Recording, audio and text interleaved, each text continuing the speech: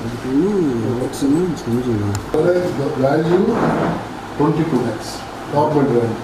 చెక్కులు లేదు ఒకటి ఒక ఐటమ్ 19 సెంట్లు, మరొక ఐటము బాబుది అన్నాడు కాబట్టి నా వెనక ఫాలో అయ్యి మా ఆయన పేరు పెట్టారు. 22 సెంట్లు 24 సెంట్లు వస్తాయి. మళ్ళీ 2 సెంట్లు చూసారు పక్కన మీరు సైడ్స్ ఉంది, ఆ సైడ్ మనకు ప్లేస్ ఉంది ఇటువైపు 2 hours దానికి బాగుందా అంత దగ్గర తీయాలి.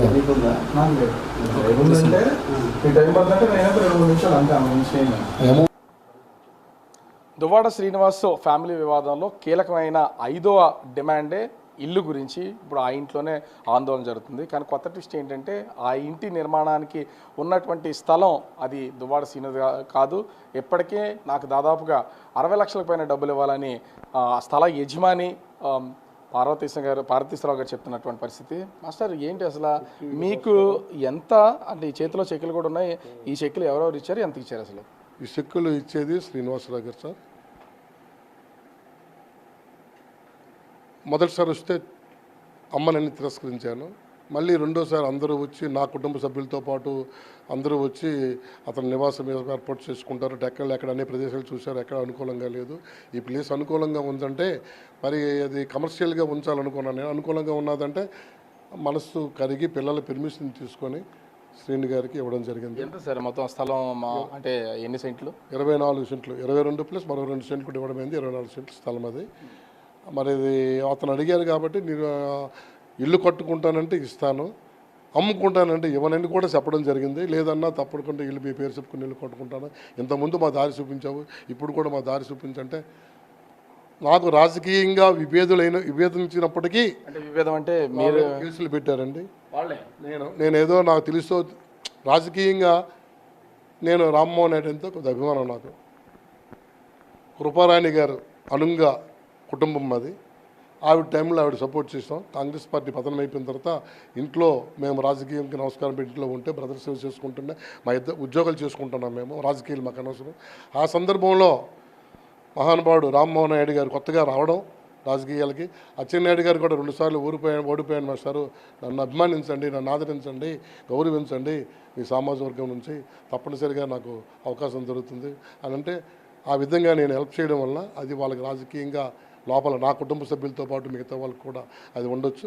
ఆ విధంగా వాళ్ళు సహకరించాను నేను. మరి నా ప్లాట్ఫామ్ ఎన్టీ రామారావు అంటే 82లో ఆయన సన్మానించాను నోట్ల దండతో. అది మనకు రాజకీయాలు అనవసరం. కానీ ఇప్పుడు వివాదం ఏంటంటే అది పెట్టుకుని నా మీద కేసులు పెట్టారు. ఎవరు పెట్టారు మీ మీద కేసు? అప్పట్లో ఫ్యామిలీ కుటుంబం, దువ్వాడ వాణి అండ్ శ్రీని గారి కుటుంబం. నేను బాధపడడం లేదు. అట్లాంటి వాళ్ళకి కూడా నేను పోలీస్ స్టేషన్కి వెళ్ళి ఎదుర్కొన్నాను. గణేష్ గారు ఎస్ఐ గారు ఉండేవారు. నా వ్యక్తిగత జీవిత చరిత్రను తెలుసుకోండి సార్, ఉపాధ్యాయునిగా నా సేవలను తెలుసుకోండి. నా విద్యార్థులు ఈ టెక్కలే కాదు, అంతర్జాతీయ స్థాయిలో అమెరికా లెవెల్లో కూడా నా విద్యార్థులు ఉన్నారు. సాఫ్ట్వేర్లో, పోలీస్ రంగంలో, ఒక ఎస్పీ స్థాయిలో అనేక రంగాల్లో ఉన్నారు. నేను ఇప్పుడు కూడా దుర్మార్గ పనులు, తప్పుడు పనులు చేయను. ఒకరు చేస్తే నేను తప్పుని భావించి తప్పును ఒప్పుకుంటాను. మీ మీద కేసు పెట్టినటువంటి వాణి గారు, దువ్వాడ శ్రీను గారు వాళ్ళే తిరిగి మీకు ఈ స్థలం కావాలని అడిగారు. స్థలం శ్రీని గారు వచ్చి అడిగారు. రాజకీయంగా విభేదించినప్పటికీ వాణి గారు నా డ్రైవింగ్ మీద కూడా కేసు పెట్టారు. రాత్రి 11 వరకు సిఐ నీలయ్య గారు నా డ్రైవింగ్ నిర్బంధిస్తే నేను నా కొడుకెళ్ళి తీసుకుని దెబ్బలాడి ఆయన ఫోన్ ద్వారా వాళ్ళకి వినిపిస్తున్నాడు. ఫోన్ ద్వారా సిఐ నీలయ్య వాళ్ళకి వినిపిస్తున్నాడు. అయినా మేము భయపెట్టి మనకేముంది, నా డ్రైవింగ్ మీద కేసు పెట్టడానికి కారణం ఏంటి, నా ఆస్తిపై బ్లాక్మెయిల్ చేయడానికి కారణం ఏంటి? అప్పుడు నాకు ఎంత ఇవ్వాలి సార్ మీకు? అంటే ఈ స్థలానికి సంబంధించి మీకు ఎంత రావాలి ఇప్పటివరకు? 60 లక్షలు రావాలి. 60 లక్షలు రావాలి. మరి వారికి 1 ఇయర్ అవుతుంది.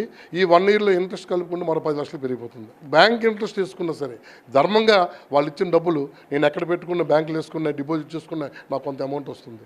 ఒక ప్రైవేట్ బ్యాంకు, ఆ గవర్నమెంట్ స్టేట్ బ్యాంకు మరో దగ్గర వేసుకుని డబ్బులు వస్తుంది. కానీ 1 ఇయర్ నుంచి ఎటువంటి 1 ఇయర్ నుంచి మీరు దువ్వాడ శ్రీని గారిని డబ్బులు అడగలేదా? అసలు ఈ సందర్భం ఇప్పుడు రాలేదా? వాళ్ళ తమ్ముడు బాబా గారు పలాసి వెళ్తాను, శ్రీని గారి దగ్గరికి వెళ్ళినా మరి ఆయన చూసి ఆయన బాధలు చూసి మరి అనేది వాళ్ళు నిరంతరము రాజకీయ కార్యక్రమాల్లో ఉంటారు కాబట్టి బాబా గారి దగ్గరికే నేను చాలాసార్లు వెళ్ళాను. ఆయన ప్రామిస్ చేసి అన్న భగవంతుని సాక్షి ఈ డబ్బులు నేను ఉంచుకోను, నాదే బాధ్యత, అన్నకి దీనికి సంబంధం లేదు, నేను ఇచ్చి వేస్తానన్నా, కొద్ది టైం ఇవ్వనంటే అలాగా నేను 4 సార్లు బాబా గారింటికి వెళ్ళాను తప్ప శ్రీని గారింటికి వెళ్ళాను. వెళ్ళలేదు అనడం లేదు. వెళ్తుంటే జనాలు చూసి కార్యకర్తలు చూసి నాకే సిగ్గేసి అడడానికి ఆ తమ్ముడు డబ్బులు అంటే ఆ బాబా చూస్తాను అన్న అనేవాడు. సరే బాబా మరి శ్రీని గారితో సంబంధం లేదులే అని చెప్పి బాబా గారే ఇప్పటికి కూడా బాబా గారి రెస్పాన్సిబిలిటీ. కానీ ఇప్పుడు చూస్తే నా సైట్ మీద ఈ ఇంటి చుట్టూనే జరుగుతుంది, ఆ సైట్లోనే జరుగుతుంది. వారం రోజుల నుంచి మీ టీవీలో చూస్తుంటే నాకు చాలా బాధ అనిపిస్తుంది. ఒక అబ్బాయి లండన్ నుంచి ఫోన్ చేశాడు, మరో అబ్బాయి మరో ప్రదేశం నుంచి ఫోన్ చేశాడు. ఇదేంటి అన్న మీ టెక్కల్లో ఈ తగువులు, ఇదేంటి పరిస్థితి నాన్న ఈ టెక్కల్లో ఈ తగువులు ఏంటి గొడవ, ఎడిదారి తీస్తుంది ఇదంటే ఏం చేస్తాం, ఇది ఆస్తుల కోసం పోరాటం కాదు, ఇవి రాజకీయ ఆకాంక్షలు ఇందులో ఉన్నది ఏంటుంది, అది దానికోసం మొగుడు పిల్లల పోరాటం, ఇది ఎక్కడ చూడని చరిత్ర. ఇది నాకు ఆశ్చర్యంగా ఉంది. రాజకీయ పదవుల కోసం అన్నదమ్ములు దెబ్బలాడారు, లేదా మరొకరు దెబ్బలాడి, ఇది భర్త భార్యలు దెబ్బలాడమనేది ఏ రాజకీయంగా నేను చూడలేదు చరిత్రలో కూడా. నేను ఇప్పుడు ఆ స్థలంలో జరుగుతున్నటువంటి నిర్మాణం, అది ఆ ఇల్లు నా పేరు రాసే వరకు, మా పేరు రాసే వరకు అక్కడ నుంచి కదిలేదు లేదని వాణి చెప్తున్నారు. వాణి ఏమంటారు మీరు? స్థలంపై అడిగే అర్హత నాకు లేదండి. అది రేపు వెళ్ళి నేను తాళమేసాను, నాకు హక్కు ఉంది. నాకు మంది మార్బల్, వాళ్ళకే మంది మార్బల్, నాకు మంది మార్బల్ ఉంది. చట్టపరంగా వెళ్ళి ఒక్క నాకు ఉంది, చెక్కులు పట్టుకొని ఎవరండి దాని మీదకి వెళ్ళి అడగడానికి, అక్కడ ధర్నాలు చేయడం ఏంటండి, నవ్వుతాడు ఎవడండి. ఎవరింట్లో కూర్చొని అడుక్కొని పెద్ద మనుషులు వీళ్ళు ఎందుకు వచ్చారు, ఈ 2 సంవత్సరాలు లేని పెద్ద మనుషులు వీళ్ళు అలాగ వచ్చారండి. ఈ పరిస్థితి పోలీసులు నిద్ర లేకుండా ఉంది. పోలీసులు ఆడ పోలీసులు అక్కడ కూర్చొని నానా బాధలు పడుతున్నారు. వాళ్ళకి భోజనం ఏంటి, నాకే వెళ్ళి చాలా ఆశ్చర్యంగా బాధ అనిపిస్తుంది. సో తక్షణమే అదే పెద్ద మనుషులు కుటుంబ సభ్యులు ఇప్పుడు దిగారు. ఎన్నాళ్ళు ఏం చేశారు, ఏమి భర్త భార్యలు కలపలేకపోయారు, ఆ జరిగే అన్యాయాలను ఎందుకు అరికట్టలేకపోయారు, ఏమిటి కారణం అంటే వాళ్ళు తగులు పడడం మీకు కావాలి. ఈవేళ ఎందుకు వచ్చారు, వచ్చినప్పుడు ఇవన్నీ పరిష్కరించమని కోరుతున్నాను. ఇక్కడ కేవలం ఆస్తి అనేది దాని చుట్టే తిరుగుతుంది కదా. 5వ పాయింట్ ఆస్తి, 4 పాయింట్లు అనుకోవాలి, 5వ పాయింట్ ఆస్తి అంతా ఇచ్చేయాలి. మన డబ్బులు ఇచ్చిమనండి వాణి గారికి, శ్రీని గారు వాళ్ళు రాసుకుంటా డబ్బులు ఇచ్చిమనండి. మరి కోట్లు అని చెప్తున్నాడు ఆయన. 1,40,00,000 నాకు ఇవ్వకుండా తన భార్యకి ఇచ్చాడు. ఇవ్వచ్చు, భార్య పిల్లలు ఒక్కుంది, ఇవ్వచ్చు. 1 ఇయర్లు ఇచ్చామంటాడు. నాకు ఎంత ఇవ్వాలండి, 60 లక్షలే కదా, ఇచ్చివచ్చు కదా, ఎందుకు ఆ బాధ.